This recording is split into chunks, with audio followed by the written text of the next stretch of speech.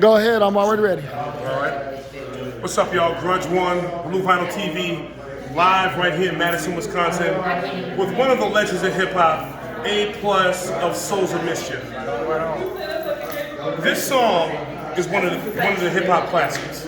Every time you hear this song, nothing. I gotta say this, man. Nothing sounds like this. This is the 12-inch single to 93 Till Infinity, produced by the one and only A+, and also the B-side produced by Domino. It's also sampled by, you sampled the song Heather, yes, by Billy Collins. I just want you to tell the story about how you found the record, how you took this into the studio, maybe if you remember what equipment you used, and all that stuff. So you just kind of walk me through that. A lot of my beatheads, a lot of my friends and producers, they would love to hear, especially since this song and this album has stood the test of time for over 30 years. They would love to hear that story. All right. Well, the way I found the sample, well, back in the day, if you were digging and you were into hip hop, and it was a lot different than it is now. It was really, you had to really go find breaks and find samples. You had to go to the record store, you had to go in your mom and pop's or uncles or whoever's catalog and collection just to find samples and just kind of like educate yourself on what artists were making, what music that was being sampled in hip hop at the time.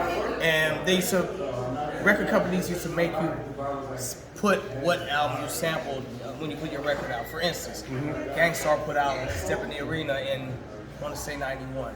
Yes, 90, that's right. 91, you're right.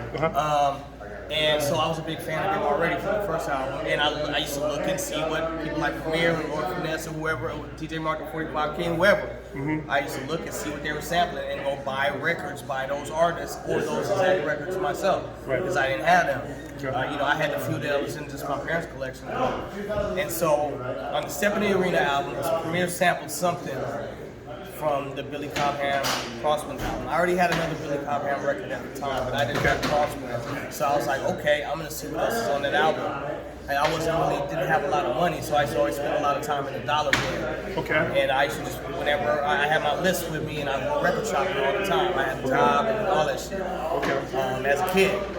And I found Crosswinds in like the bin I could afford. I think it was like $1.50 or $1.79 or something. Okay. And I grabbed it and I took it home, and I was like, this is incredible. Now the way I used to sample was, at that time I had the EPS 16 Plus, which I actually had gotten from Dell. Really? Yeah, Okay. that's like big bro. I mean, I knew him since I was in the first grade. Right. Me and him was like real tight. So I was using the EPS 16 Plus at the time. We were recording 93 Till Infinity, the album. At the time, we were close to the end of being done with recording. I was going home every day and make beats. Just after we recorded in the studio. And I went home one night and made like 3 beats, and that was one of them. But I had an EPS 16 Plus. You had to sample on. You didn't have much sampling time in it. Okay. So I used to listen to the albums regular, but I would also listen to them on 45 just so I could get as much sample, as much music in the sample as possible. So 45 RPM, you mean? Yes. Okay, got it. And then so I heard Crosswinds on Heather. Okay. On 45, and I was like, yo, that's a trip. Nobody found that. Nobody sampled that. And people weren't sampling shit like that at that time. Right. Anyway, like a lot of people that I talked to, like the Large Professor, Dante Ross, all of them, they were like, everybody had this record. You know what I'm saying? Right. It wasn't a hard record to find. Right. But I just flipped it in a different way, and the beat came out dope. At the end of one of our sessions, I was just playing beats. I'd already given the beat to Pep Love. I was like, we can sample it over it. And then the Souls was like, nah, let's record something to it. So it was one of the last 3 or 4 songs we recorded for that album. It ended up being the title song of what it is now.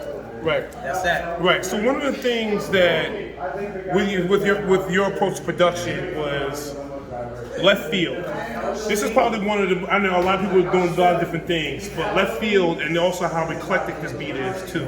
Because the thing is, I think this is one of the first beats that I used to hear crossover on pop stations because it was very good, for lack of a better term, it's very digestible pieces as well too. Yeah, it's warm. It has a good feeling to it. Like what's the trick about it is the song Heather. It has a more somber, emotive vibe when you play it at its correct speed. Yeah, I noticed that because when I played it, yeah. Yeah, and it's a beautiful song. It's an absolutely beautiful song. when you play that song on 45, it's for sampling purposes. Because people didn't listen to things on 45 that weren't meant to be. Yeah. And how people listen to music. It was just for sampling. Okay. And it just that emotive, that somber vibe turned into like upbeat kind of. You put the bounce on it. That's the thing. Yeah, for lack of a better term.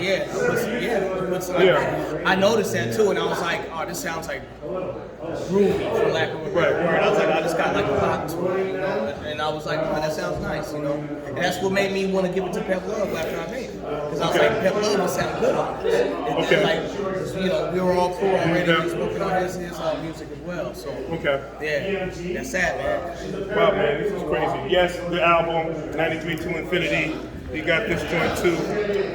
This is a hip hop classic as well. Man, I just really want to get your perspective on that, because me personally, I still dig for samples. I'm saying a lot of my friends are like really deep vinyl heads. This is what we do. It's still our lives. You know what I'm saying? Because we still, even with me, I still gotta chase samples. Like this record now, I know this in particular. I'm going to ask you your experience.